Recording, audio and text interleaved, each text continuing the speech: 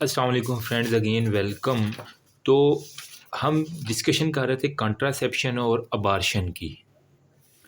तो ये वीडियो ना मैं सारी की सारी डेडिकेट करूँगा दीवान एंड ओनली अब्दुस्तार एजी साहब को, ठीक है।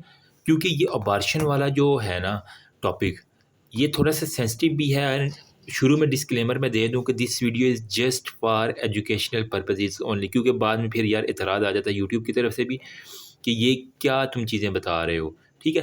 अबार्शन बेसिकली एक ऐसा प्रोसेस है कि जिसमें हम खुद दवाइयाँ दे के लीगल या इलीगल वो हो, हम उसको प्रेगनेंसी को ख़त्म करते हैं। लेकिन जो मिसकैरेज है ना, वो मैंने पहले वीडियो बनाई है, उसके अंदर मैंने बताया था कि वो कुदरत की तरफ से जो गिर जाए अगर हमल, तो उसको मिसकैरेज कहेंगे। लेकिन अगर हम खुद उसको गिरा दें, कोई दवाई दे के, कोई सर्जरी करवा के, उसको हम अबार्शन का नाम देंगे। नंबर 1 ये कॉन्सेप्ट क्लियर हो गया। देखिए, आपने कराची के अंदर जो है ना एक कैंपेन बहुत साल पहले जो है ना, वो जब आप छोटे होंगे आपने सुनी होगी कि उन्होंने एजी सेंटर में झूला एक रख दिया था। उन्होंने कहा था अपने बेबीज़ को अबॉर्ट ना करें बल्कि इस झूले में डाल दें। और वो उनकी गाड़ी जो है ना वो मुसलसल उसकी निगरानी में रहती थी। अगर कोई भी झूले के अंदर बच्चा आता था तो वो उसको पिक करके उसको एजी सेंटर में ले जाए, जो कि एक अच्छा इक़दाम था। लेकिन इसके ऊपर भी जो है ना बहुत सी कंट्रोवर्सी चलती रही हैं। कुछ उलमा कराम ने कहा कि नहीं ये तो हराम है, और ये इस तरह जो भी है, लाइफ तो थी ना वो। और इस वीडियो का पूरा क्रेडिट मैं अब्दुस्तार एजी साहब को दूंगा, ठीक है।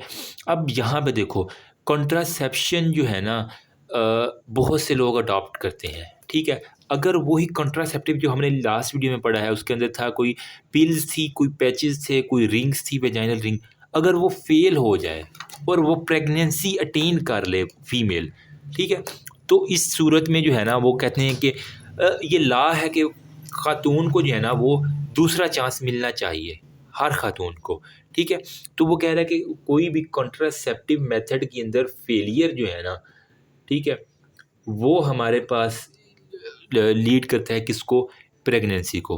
वो गोलियाँ खा रही थी लेकिन उसका जो है ना वो खाने का थोड़ा-सा मिसमैच हुआ, ठीक है, या फिर अगर उसने मेल ने कोई कॉन्ट्रासेप्टिव मेथड यूज़ किया तो कंडोम कोई फट गया। तो इस तरह का कोई ना कोई कंडीशन हुई है तो वो प्रेगनेंसी होगी। अब खातून को दूसरा चांस यूके की स्टडी कहती है कि ज़रूर देना चाहिए टू टर्मिनेट प्रेगनेंसी। अब देखो, अबार्शन जो है ना वो हम अब 2 तरीके से कम्युनिटी के अंदर, दुनिया के अंदर, या तो वो होता है लीगल वे के अंदर, ठीक है।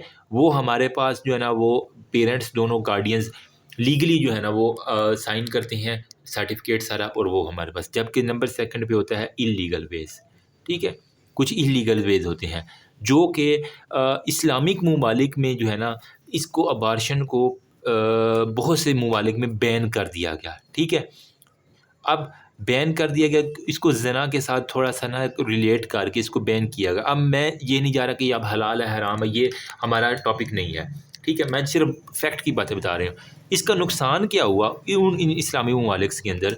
उसका नुकसान ये हुआ कि लोगों ने इसका दूसरा हल निकाल लिया, कोएक्स के बाद जाना शुरू कर दिया। नीम हकीम, यूँ दाइयों के पास। और मैंने लाइव अपनी आँखों से एक केस जो है ना वो देखा। अब जब मैं गाँव में था तो वहाँ पे एक, मैंने ऑलरेडी शायद पहले भी बताया हो कि एक फैमिली थी, उसकी 5 बेटियाँ थी, ठीक है। और उनका जो है ना वो चाहते थे कि बेटा जो हो जाए। जो फीमेल सुन रही हैं यार, ये लाइव केस मैं बता रहा हूँ, वो कह रहे छठा भी बेटा, लेकिन छठी भी जो है ना उनकी जो प्रेगनेंसी हुई वो बेटी थी। तो उन्होंने क्या किया कि उसके लिए कोएक्स के पास चली गईं, ठीक है। तो उन्होंने उसको ख़ास तरह की मेडिसिन दी और उसको इतनी ब्लीडिंग हुई खातून को, वो घर में ही बेहोश हो गई। फिर उसको हॉस्पिटल ले जाना पड़ा। ये बहुत साल पहले अरसे का वाक़या जो मैं आपके साथ शेयर कर रहा हूँ। तो मतलब कहने का ये है कि यही कोएक्स जो है ना, फिर वो इवन के फीमेल की वो जान भी जा सकती है, येस, अगर वो, ठीक है। तो क्योंकि लोगों ने तो फिर ये करवाना। आपने देखा होगा टीवी के ऊपर 1 डेढ़ साल कोरोना के दिनों में एक लड़का जो है ना अपनी गर्लफ्रेंड को लेके आया हॉस्पिटल के अंदर।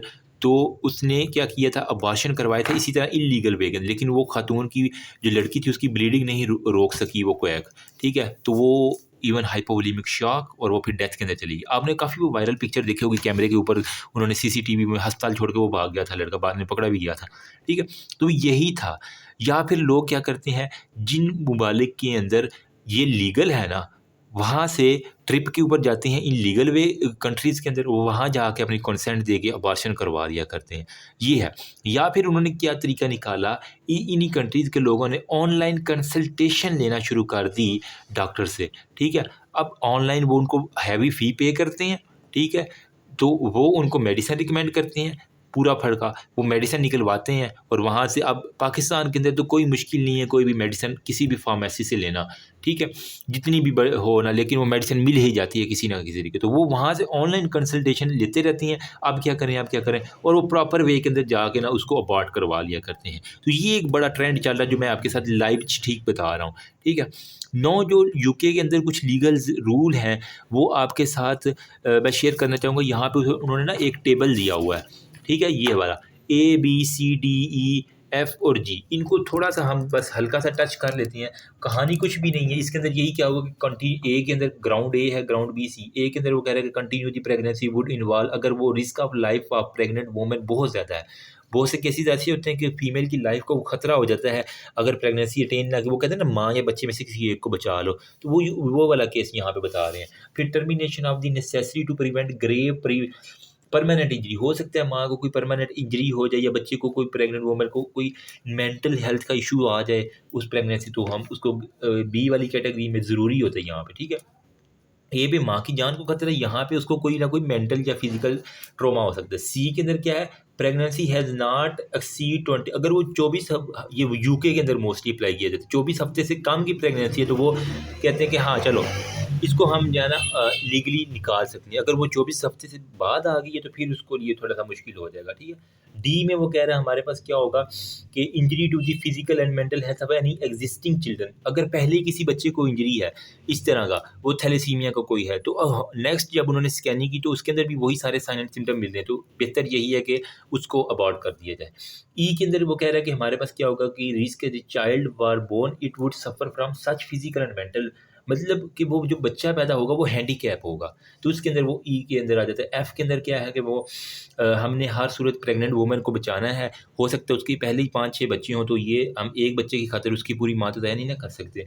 जी के अंदर क्या है, to prevent grave prevent injury to the physical and mental to pregnant, वो वही सेम है कि हमने उसको ग्रेव प्रिवेंट, जीपीजी आप याद करें, ग्रेव प्रिवेंट जो है ना वो परमानेंट इंजरी जो है ना उसको हमने उससे बचाना होता है। तो ये एक आपके पास यूके का मैंने लास्ट शेयर किया है। अब जो है ना वो कह रहा है कि कब जो है ना वो अबॉर्शन कराना जो है ना वो जायज़ है, ठीक है? इस्लामिक पॉइंट ऑफ व्यू से नहीं, मैं अगेन बता रहा हूँ, सिंपल मैं बुक के पॉइंट ऑफ व्यू से बता रहा हूँ, बाकी हम वो कोई भी मौलियों वाली बात नहीं यहाँ पे करेंगे।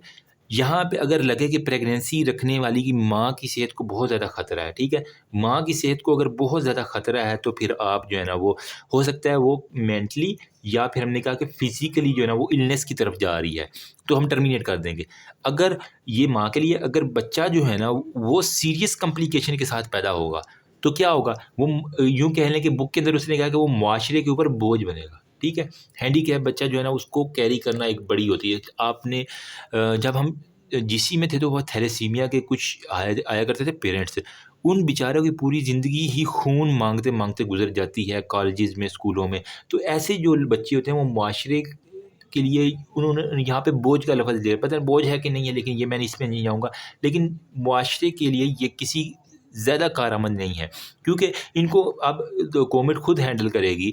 ये हो सकता है ये डाउन सिंड्रोम के साथ हो जाए, हो सकता है क्लाइनफिल्टर से या फिर थैलेसीमिया का उसने ज़िक्र किया हुआ है, लाइलाज बीमारी है, तो बेचारे ने फिर जी के भी क्या करना है, मरे वाली ज़िंदगी ही जीनी है ना, तो वो कहते हैं कि ऐसे ही जो है ना बच्चों को अवॉइड करना है।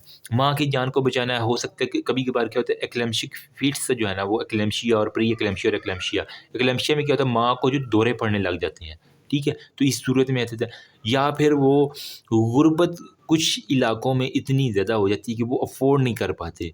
उन्होंने कुछ सेक्सुअल एक्टिविटी तो कर ली, लेकिन अब उनके पास कोई प्लान ही नहीं है उस बच्चे को पालने के लिए।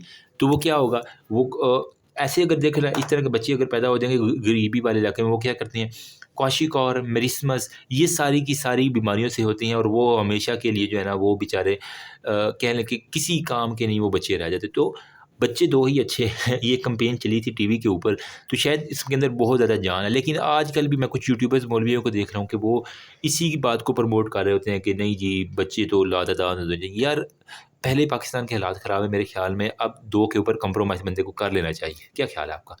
अच्छा, मेथड ऑफ़ अबॉर्शन क्या-क्या है? अगर कोई ख़तून आ गई है, ठीक है, तो आपने क्या करना है? पकड़ के क्या यूँ ही अबॉर्शन उसका कर देना? नहीं, ऐसा हरगिज़ नहीं करना। सबसे पहले तो आपने उसकी जो है ना वो कंसेंट क पूरा प्रॉपर फॉर्म फिलिंग होता है।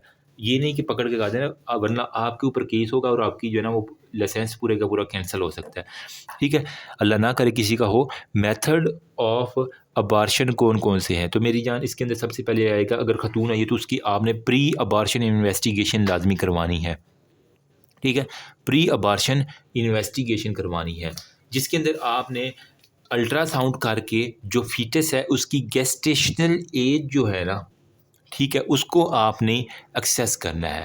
एज को आप एक्सेस कर लेंगे किसके ज़रिए? अल्ट्रासाउंड के ज़रिए, ठीक है। नेक्स्ट आपने माँ के अंदर आरएच स्टेटस, ठीक है, जिसके अंदर आरएच कंपैटिबिलिटी पॉजिटिव है, नेगेटिव है। क्यों? क्योंकि ये लीड कर सकता है हाइड्रोफिटेलिस की तरफ, जो है ना बच्चों के अंदर मुख्तलिफ कंजेनिटी। साथ में आपने फ्लूइड और ब्लड काउंट और आपने एनीमिया का स्टेटस उस माँ के अंदर चेक करना है। साथ में कोई भी इन्फेक्शन तो नहीं है, ठीक है, उसको देख लेना है। सेक्सुअली ट्रांसमिटेड डिजीज़ को देख लेना है। सीबीसी यूरिन सैंपल करवा लीजिएगा, ठीक है। साथ में आपने एंडो सर्वाइकल जो है ना वो स्वैप ले लेना, और साथ में ब्लड ग्रुपिंग बहुत इंपॉर्टेंट है, क्योंकि अगर दौरान अबॉर्शन उसका ब्लीडिंग बहुत ज़्यादा होगी तो आपको ब्लड ग्रुप भी अरेंज करवा के रखना पड़ेगा।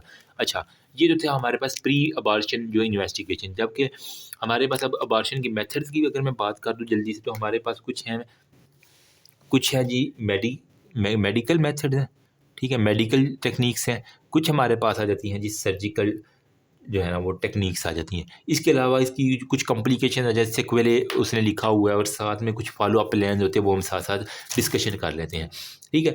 अब मेडिकल के अंदर ना हमने ड्रग्स पढ़ी है ना, तो वो मैं यहाँ से मैं आपको बता देता हूँ, ठीक है, ताकि आप करिए। देखो, हमें ये तक हमने ये कहा कि no method of contraception is perfect, कोई भी परफेक्ट नहीं है।